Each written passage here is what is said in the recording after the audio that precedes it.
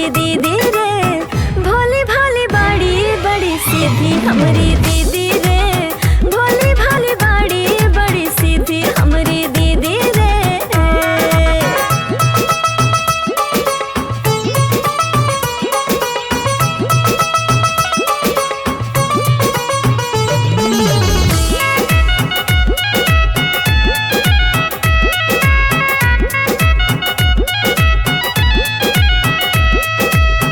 सारी खुशियाँ अपन हमनी पे लुटावेली, दिलवा में ममता लेके प्यार बरसावेली।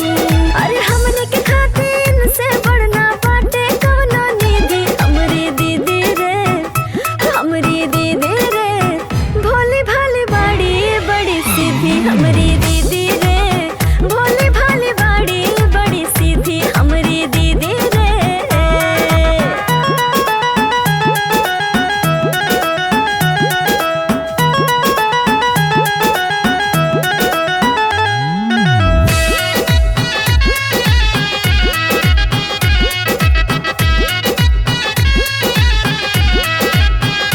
हाँ गोद के दुल्हनिया, हाँ ये प्यारी बेटहिनिया हो।